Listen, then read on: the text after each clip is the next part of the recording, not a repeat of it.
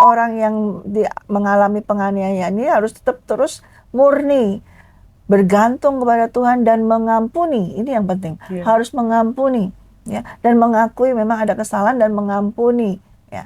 Dan ketika mengampuni, kasih itu nanti yang akan menyembuhkan luka itu. Dan Shalom peeps, it's Becca here. Welcome to Pep Talk from Up Close and Personal Podcast. Kalau dalam episode Pep Talk sebelumnya, kita sudah membahas tentang Marriage is Scary, Q&A session. Banyak hal kita bahas soal bimbingan pranikah dan lain sebagainya. Buat para peeps yang mungkin sedang mempersiapkan pernikahan.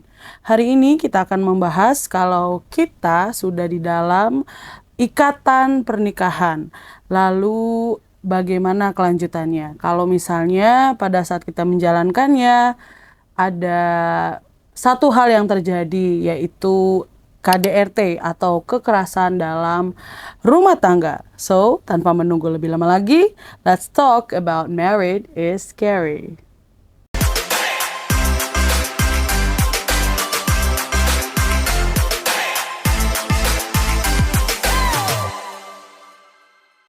Shalom Ibu. Shalom Becca. Iya Bu, kalau pada episode sebelumnya kita sudah Q&A session gitu ya tentang persiapan pernikahan, bimbingan pranikah dan lain sebagainya. Nah, ketika ya sudah menikah gitu ya, kan itu biasanya baru kelihatan tuh ya Bu karakter seseorang gitu ya. Kalau masih PDKT, masih pacaran, mungkin semuanya terasa indah dan sempurna. Tetapi ketika sudah memasuki rumah tangga, itu beda cerita gitu ya. Dari orang-orang yang sudah menikah saya mendengar gitu. Dan di dalam pernikahan Kristen itu kan tidak ada yang namanya perceraian. Lalu bagaimana ya Bu ya, kalau misalnya suami atau istri kita itu ternyata waktu pacaran baik-baik, tapi ternyata sudah menikah ketahuan kalau dia adalah orang yang temperamen gitu ya, suka main tangan gitu ya. Bukan main gitar ya, enggak ya. Tetapi suka main tangan, suka mukul gitu ya. Nah itu apa sih Bu yang harus kita lakukan? Ya, kalau bisa diketahui dari awal waktu di dalam pembimbingan, nah di situ juga bisa diarahkan ya. Sebetulnya bisa kelihatan karakter-karakter, dan kita juga sudah sebetulnya dalam pembimbingan itu sudah memberitahukan peristiwa-peristiwa yang akan terjadi dalam pernikahan. Akan terjadi percecokan, itu pasti. Akan terjadi selisih pendapat, itu akan terjadi. Lalu akan terjadi hal-hal yang pokoknya memicu suatu pertengkaran. Nah itu di dalam bimbingan tuh pasti kalau saya akan memberitahukan hal tersebut. Nah, ketika hal itu terjadi, bagaimana reaksi sikapmu? Nah, itu saya akan memancing, melontarkan hal tersebut. Sehingga kita bisa ketahuan reaksinya gimana. Nah, tentunya kita hamba Tuhan mengarahkan kalau hal itu terjadi. Nah, segera bisa diatasi dengan berdoa bersama di dalam Tuhan Yesus Kristus. Ya, itu saya sarankan pada saat saya membimbing. Ya, seperti itu. Nah, tetapi juga namanya manusia ya. Ada ya waktu dibimbing, ya begitu kan. Sering banyak seperti itu. Atau seperti tadi BK ditutup ya, nggak mau nunjukin aslinya gitu ya. Nah, ketika hal itu sudah terjadi di dalam pernikahan, di sini perlu kembali lagi BK, yaitu hubungan masing-masing dengan Tuhan. Itu tidak bisa lepas. Kalau memang dasar kehidupan mereka hubungan dengan Tuhan itu solid ya, kuat ya. Nah, iblis memang mungkin mau menghancurkan dengan pakai cara apa saja. Tapi bila dasar rumah tangga itu dibangun dengan dasar firman Tuhan yang benar, saya percaya dua orang ini, baik pria maupun wanita, suami atau istri, saya percaya mampu bisa melewatinya dengan jalan seperti yang Tuhan kehendaki. Kalaupun sampai terjadi suatu, tadi BK katakan tindakan pukul segala macam, itu bisa terlepas. Nah, penyelesaiannya juga ya harus mengakui dan harus pengampunan, minta ampun dan sebagainya. Lalu lebih baik lagi kalau lebih terus-menerus sekali mungkin bisa. Kalau terus menerus dan biasanya nih Beka, kalau sudah seperti itu, ada dari pihak istri atau suami yang disakiti itu diam Beka. Tidak mau mengungkapkan hal Iya. tersebut. Karena nanti takut tambah Iya. parah, tambah Parah. ramai. Ya, dia diam, tapi diamnya ini harus diam yang benar. Dalam arti harus dia berdoa, bergantung, bergaul dengan Tuhan. Dan apa yang harus dilakukan Tuhan? Ya, mendoakan suaminya atau istrinya. Bisa juga yang istri yang main pukul tangan juga bisa seperti itu. Itu saling mendoakan. Ya.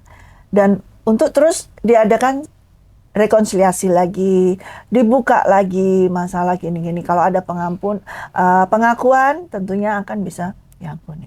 Tapi kalau itu terus berkelanjutan, nah pihak yang abuse ini ya, yang mengalami penganiayaan ini harus segera melaporkan kepada pihak gereja atau hamba Tuhan untuk dikonseling. Ya, harus ada konseling dari pernikahan ini. Bukan bimbingan pranikah tapi konseling. Ya, berarti pernikahan ini ada masalahnya, ada masalah. Jadi itu harus diakui. Kadang-kadang orang malu. Iya, aib ya Bu. Sebetulnya tidak perlu malu untuk berkata, tolong bantuin saya karena ada masalah antara suami dan istri. Sebetulnya tidak perlu malu. Ada kepada hamba Tuhan ya, tentunya yang Tuhan tunjuk ya, yang Tuhan urapi ya, untuk minta pertolongan bagaimana. Nah di situ membuka persoalannya apa, dan hamba Tuhan ini harus selaku hamba Tuhan harus mendamaikan, harus membawa mereka kepada Tuhan Yesus Kristus dan membawa jalan keluar dalam kehidupan mereka. Tapi kalau mereka tidak mau mengakuinya, diam aja. Nah itu akan terus. Dan itu tidak menyelesaikan dengan ketika salah satu yang mengalami penganiayaan ini dengan diam, bukan berarti dia sudah mengampuni. Bisa jadi dia menyimpan semuanya itu, amarah semuanya itu menjadi semakin parah, dan itu nanti juga akan meledak juga seperti itu. Nah, hal-hal tersebutlah yang juga nantinya akan berdampak juga yang tidak baik. Konseling pernikahan itu yang harus dilakukan. Harus masuk di dalam konseling pernikahan. Artinya memohon kepada Tuhan dan diakui dulu kedua belah pihak, iya sadar. Tapi kenapa? Bagaimana? Saya sudah tahu ini, tapi ini ada sesuatu yang kayaknya nggak bisa mengendalikan. Nah, tapi harus diakui. Mungkin ini harus didoakan, pelepasan. Nah, ini harus ada pengakuan. Iya Bu, karena yang tadi Ibu bilang ya, banyak orang yang mengalami kekerasan dalam rumah tangga itu nggak bisa melawan gitu ya, atau diem aja mungkin karena lain sebagainya. Apalagi kalau misalnya udah punya anak gitu ya, dia ya udahlah gitu ya, akhirnya stay di rumah tangga yang toksik gitu. Banyak yang bertahan Bu, dan pada akhirnya suami atau istri tadi diubah. Tetapi banyak juga yang menjadi korban, bahkan ada beberapa yang nyawa harus melayang karena kekerasan tersebut gitu ya.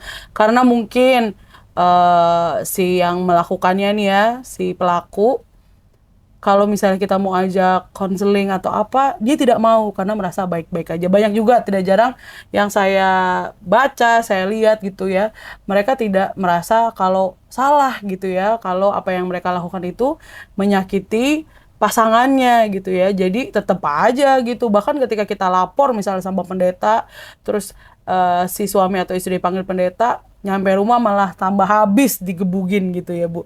Nah itu bagaimana? Sedangkan firman Tuhan bilang tidak boleh bercerai. Tapi kalau kita stay di situ, lama-lama nyawa kita yang hilang. Nah itu gimana Bu? Ya, memang harus kalau sampai sudah menuju kepada fisik, nah ini memang harus ada pihak ketiga yang harus menanganinya. Apakah itu dari hamba Tuhan, dan kalau hamba Tuhan tidak bisa menangani ya karena ini sudah menyangkut nyawa seseorang, harus kepada pihak berwajib. Ya, harus dilaporkan kepada pihak berwajib. Tetapi status daripada hubungan ini tetap bukan perceraian, di mana setelah itu orang tuh bisa direhab terlebih dahulu. Salah satunya bisa direhab ya, masuk rehabilitasi, pembimbingan atau ini. Nah, sebagai hamba Tuhan, kita harus tetap membawa orang yang mengalami penganiayaan ini harus tetap terus murni, bergantung kepada Tuhan dan mengampuni. Ini yang penting. Harus mengampuni ya, dan mengakui memang ada kesalahan dan mengampuni ya. Dan ketika mengampuni, kasih itu nanti yang akan menyembuhkan luka itu. Dan kemudian untuk bisa memiliki suatu pengharapan berharap untuk orang suami atau istri yang dikasihinya ini menerima perubahan dari Tuhan, jamahan dari Tuhan, dan tetap terus berdoa. Ya, sebagaimana dari hamba Tuhan harus terus-menerus menasihatkan, terus-menerus membimbing salah satu pasangan ini untuk tetap setia, untuk tetap terus berharap bahwa pasangannya ini pasti akan diubahkan Tuhan. Amin. Iya, karena sebenarnya yang tadi Ibu bilang ya, waktu kita mengikuti bimbingan pranikah itu sebenarnya tanda-tandanya udah ada gitu ya. Kita bisa lihat apakah orang ini red flag atau enggak gitu ya, atau salah nih gitu ya, tetapi balik lagi gitu ya Bu, for the sake of love, karena aku mencintai dia, maka semua kesalahannya ditutupilah itu ya. Semua tanda-tanda yang udah Tuhan kasih, karena aku pengalaman kayak gitu ya Bu, semua Tuhan udah kasih tanda tapi kan aku mencintai dia dan tak mau kehilangan dia, aku tutup semua gitu semuanya, padahal udah dikasih clue nih sama Roh Kudus, nih orang jahat, nih orang nggak bener gitu, nih orang kasar gitu, tapi tertutup karena cinta. Aku mencintai dia gitu. Dan takut kehilangan dirinya. Nanti kalau aku nggak sama dia, sama siapa gitu. Nah itu gimana? Ya itu. Ya dasarnya kalau kita hanya cinta kepada manusia, ya sampai di situ Beka. Makanya kita pribadi waktu kemarin saya sampaikan bimbingan pranikah itu di mana satu pribadi utuh memiliki hubungan yang benar, yang solid kepada Tuhan Yesus Kristus, baik pria maupun wanita. Nah ini harus penting. Dia harus menomorsatukan mencintai Tuhan Yesus terlebih dahulu. Di dalam hati masing-masing kita, baik pria maupun wanita, harus ada Tuhan Yesus yang terlebih dahulu yang kita cintai, melebihi dari pasangan. Kalau kita seperti firman Tuhan juga, kalau kita mengasihi seseorang lebih dari Tuhan, Tuhan juga berkata tidak berkenan kepada dia. Nah kalau kita sudah tidak berkenan kepada Tuhan, maka hidup kita pun ya akan mengalami hal-hal yang seperti itu. Makanya kita harus berkenan kepada Tuhan terlebih dahulu. Apakah hati kita ini menomorsatukan Tuhan atau pasangan kita, atau suami atau istri? Kalau punya anak-anak, nah itu tidak berkenan kepada Tuhan. Jadi kita ini setiap orang harus berkenan kepadanya. Kita harus menomorsatukan Tuhan, mencintai Tuhan lebih daripada diri kita maupun pasangan kita. Dengan demikian ketika Tuhan mendengar atau merasakan cinta kita yang terutama buat Tuhan, dan Tuhan tahu di sekitar kita atau pasangan kita ada yang menyakitin kita, Tuhan akan turun tangan, Tuhan akan bertindak. Entah bagaimana caranya, saya percaya Tuhan akan bertindak dengan mengubah hati orang tersebut, atau dengan kita tetap mengasihi sehingga orang tersebut bisa berubah, sehingga rumah tangga ini bisa pulih kembali. Itu cara Tuhan itu amazing ya, luar biasa. Karena Tuhan sendiri berkata bahwa hubungan suami istri itu adalah hubungan Kristus dengan jemaat. Ya. Bagaimana seorang suami itu mengasihi istrinya, dan istri harus tunduk kepada suami sebagai kepala, dan Kristus adalah kepala daripada jemaat. Dan Kristus Yesus mengasihi jemaat yang adalah tubuhnya. Tidak mungkin Yesus memukuli tubuhnya. Sebenarnya seharusnya seorang suami yang mengasihi istrinya tidak akan mungkin memukulin tubuhnya. Istri adalah tubuhnya. Tidak mungkin dia memukulin. Orang kalau mukulin tubuh sendiri kan berarti nggak benar. Ya. Dia tidak mungkin memukuli tubuhnya atau menghancurkan tubuhnya. Pasti akan merawat, mengasihi. Makanya Tuhan selalu berkata suami istri. Dari awal, dari kejadian, dia mengambil pria dan wanita, di mana sebagai Kristus sebagai kepala jemaat dan kita sebagai mempelai perempuannya sebagai tubuhnya. Itu mengasihi dan terikat. Ya. Kepala dengan tubuh itu terikat. Demikian juga istri, suami dengan istri terikat. Kepala dengan tubuh ini terikat. Kalau kepala dengan tubuh terpisah, maka sama-sama nggak akan hidup. Kepala bisa hidup sendiri, nggak bisa. Tubuh bisa hidup sendiri juga nggak bisa. Nah ini yang memang akan dihancurkan oleh iblis. Nah, ketika kita tahu musuhnya rumah tangga itu adalah bukan suami atau istri, tapi iblis yang merusak, yang masuk di dalam hubungan suami istri ini. Entah melalui istrinya, entah melalui suaminya, atau lewat siapa saja untuk memecahkan, untuk menghancurkan tersebut. Kesadaran ini penting. Ketika sadar bahwa rumah tangga itu adalah sasaran empuk untuk setan iblis itu menghancurkan. Makanya harus ada solid, harus ada hubungan yang solid dengan mereka berdua bergaul intim dengan Tuhan Yesus. Iya, ya. Dari masing-masing kita, baik dari sisi perempuan atau sisi laki-lakinya harus benar-benar udah utuh dan solid gitu ya, sehingga ya itu dia tidak bisa dipakai oleh iblis untuk menghancurkan rumah tangga. Bahkan ketika nanti melahirkan keturunan-keturunan ilahi itu yang benar-benar keturunan yang dari Tuhan gitu ya, Bu. Nah, gimana nih Bu, ada pesan gak sih Bu ya kalau misalnya buat orang-orang yang balik lagi, kalau perceraian itu bukan opsi ya, maksudnya tidak bisa gitu ya, tetapi aku udah nggak kuat gitu menghadapi pernikahan yang toksik. Aku udah nggak kuat tiap hari aku jadi samsak gitu ya, digebugin mulu gitu ya, kasar sekali, di abuse secara perkataan juga dengan fisik gitu ya, di abuse juga. Nah itu bagaimana Bu? Karena tadi balik dibilang kalau perceraian itu tidak diperbolehkan di dalam iman Kristen. Ya. Kalau saya sebagai hamba Tuhan, kita harus memiliki hubungan terlebih dahulu kepada Tuhan masing-masing pribadi. Itu yang nomor satu dasarnya. Sehingga ketika terjadi masalah dalam rumah tangga, tidak main tunjuk, tidak main tuding, tidak main salah menyalahkan, tapi mengambil posisi untuk ini adalah rumah tanggaku, aku bertanggung jawab untuk menyelamatkannya. Dengan apa? Bergantung, berdoa kepada Tuhan, memohon pertolongan kepada Tuhan. Salah satu berdoa terus kepada Tuhan. Dengan sungguh-sungguh saya percaya Tuhan Yesus yang menciptakan baik pria maupun wanita untuk menjadi satu tubuh, yaitu menjadi suami istri, satu rumah tangga, tidak akan pernah dibiarkan selama-lamanya. Tetapi kalau kita dikuasai dengan amarah, dikuasai dengan sakit hati, dikuasai dengan benci, dendam, kemudian dikuasai ingin membalas, kita tidak akan bisa berdoa.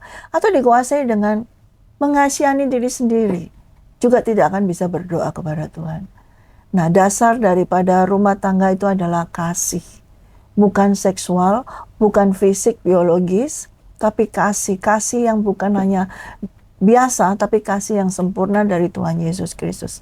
Karena itu kembalilah kepada kasih yang mula-mula. Kembali kepada kasih mula-mula daripada Tuhan Yesus Kristus. Dan tetaplah berdoa.